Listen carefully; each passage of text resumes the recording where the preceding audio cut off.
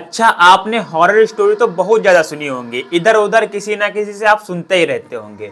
लेकिन आज की जो मैं हॉरर स्टोरी आपको सुनाने वाला हूँ, शायद वो स्टोरी सुनकर आप रात में बस में ट्रेवल करना ही छोड़ दें, या फिर रात में बस में बैठकर अनजान लोगों के साथ बैठकर जाना ही छोड़ दें। जी हाँ दोस्तों, ऐसी ही घटना हुई थी चीन के ब्रांजीन शहर में।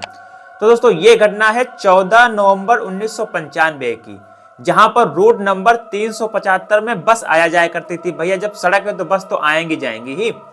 तो वहां पर क्या होता है, एक दिन काफी ज्यादा शाम हो जाती है, लगभग 11-12 बज जाते हैं शाम के। और वहां पर एक वृद्ध और एक यंग लड़का दोनों ही बस स्टैंड पर खड़े होकर बस का इंतजार कर रहे होते हैं। तो बस का इंतजार कर रहे होते हैं, काफी देर हो जाती है, दोनों आपस में बातचीत करते रहते हैं। मतलब उनकी आपस में काफी बढ़िया मित्रता हो जाती है। लगभग बस 1.5 या 2 घंटे लेट आती है। तो एक उनको बस आती हुई दिखाई देती है, तो उन लोगों ने उनके अंदर आया कि हाँ भाई बस आ रही है, अब बस में बैठ लेंगे, अपने अपने घर चले जाएंगे। तो बस रुक जाती है और वो लोग जब बस में देखते हैं तो बस में कोई भी नहीं होता है, सिर्फ एक कंडक्टर एक ड्राइवर, दो ही लोग होते हैं। जो कंडक्टर था वो लेडीज थी, जो ड्राइवर था वो जेंट्स था। तो उनको लगा होगा कि भाई शाम हो गई है, अब कौन ही आएगा, काफी शाम हो गई है, शायद एक सिंगल ही बस बची होगी, तो हमको क्या, हमको तो सिर्फ घर जाना है। तो दोनों लोग चढ़ जाते हैं और जो वृद्ध था वो पीछे बैठ जाता है जाकर, और जो यंग लड़का था वो आगे अपना बैठ जाता है, फोन चलाने लगता है और अपना हेडफोन लगा लेता है, मतलब इंजॉय करते हुए जा रहा था।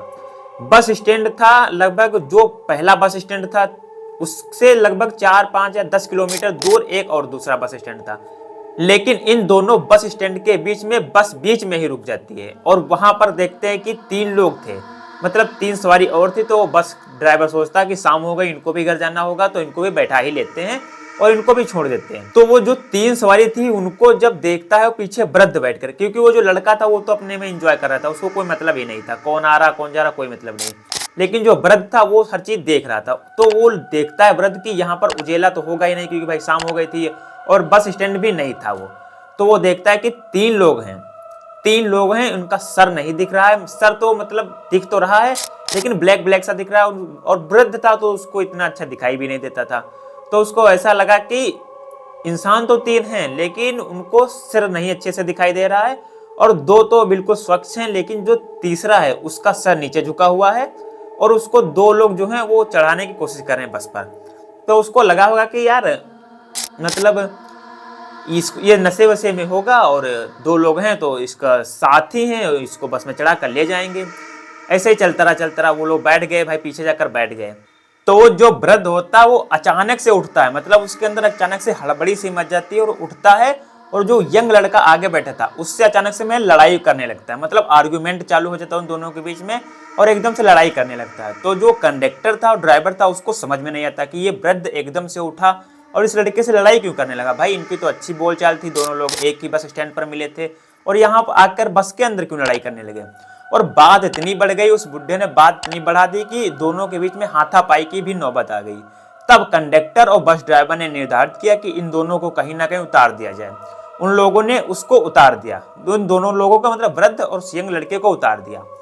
अब जब यंग लड़के को उन्होंने उतार दिया दोनों लोगों को, तब ये यंग लड़का उनसे पूछता है कि मेरी तो आपसे कोई दुश्मनी नहीं थी, बातचीत भी काफी अच्छी हो रही थी, आप एकदम से आके मुझसे लड़ने क्यों लगे। तो उस वृद्ध ने बताया कि बेटा मैं आपसे लड़ नहीं रहा था, बल्कि मैं आपकी जान बचाई है। तो वो अचानक में डर जाता कि आपने जान बचाई, ये आप क्या बोल रहे हैं। तो तब वो वृद्ध बोलता है कि जो 3 लोग चढ़े थे उनके सर तो थे, सर जो थे वो थोड़ा बहुत हवा में इधर उधर हो रहे थे, और उनके पैर तो थे ही नहीं। तब वो लड़का काफी डर जाता है, कहता है ऐसा भी, मतलब उनके सर नहीं थे, सर थे तो उनके हवा में ऐसा लग रहा था कि हवा टाइप नहीं होती, धुआं टाइप का उड़ रहा है, और उनके पैर तो थे ही नहीं। अब वो लोग कहते हैं चलिए कि पुलिस में बताते, चल के ऐसी घटना हुई मेरे साथ। तो पुलिस में जाकर वो लोग कंप्लेंट करते हैं कि ऐसी ऐसी घटना हुई। तो पुलिस कहता है अरे भाई क्या मजाक कर रहे हो यार, ऐसा नहीं होता है। ठीक है, उनको लोगों को पागल समझकर पुलिस ने कहा तुम लोग घर जाओ।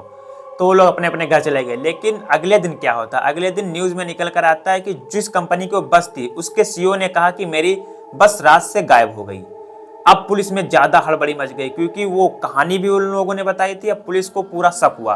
तब उस पुलिस ने उन दोनों लोगों को ढूंढना चालू किया, उन लोगों को ढूंढा, फिर बताया कि तब उन दोनों लोगों ने बताया कि बस जो है इसी मतलब ट्रैक पर गई है, इसी रास्ते पर जा रही थी, हम लोग यहीं उतर लिए थे और बस इसी ट्रैक पर गई थी।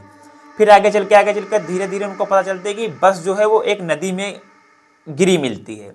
बस जो थी वो नदी में डूबी हुई मिलती है। तो भाई देखा गया कि उस जो बस थी उसको उसको निकाला गया उसमें से, और देखा कि जो 2 लोग थे, ड्राइवर और कंडक्टर, उसकी जो बॉडी थी वो मर तो चुके थे, तीनों के 2 लोग वो मर चुके, जो 3 लोग बैठे थे वो भी मर चुके थे।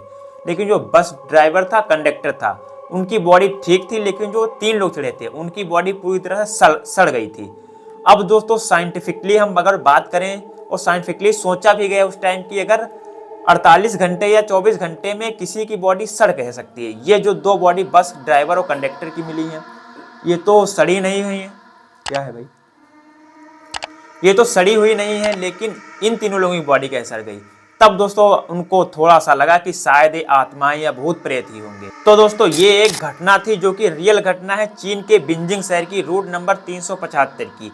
उस दिन से आज भी 10 बजे के बाद से उस रूट पर बस नहीं चलती हैं, और शायद 10 बजे के बाद से उस रूट पर आपको कोई भी यात्री नहीं नजर आएगा, मतलब कुछ भी नहीं। 10 बजे के बाद से वो रूट पूरी तरह से सुनसान सा नजर आता है। मतलब वहां पर ऐसी ऐसी भूतिया घटना 1-2 और हुई हैं, जिससे उस रूट को पूरी तरह से बैन ही आप समझ लीजिए, क्योंकि जब वहां पर कोई आता जाता नहीं 10 बजे के बाद में, तो समझ लीजिए वहां का रूट ये बैन है।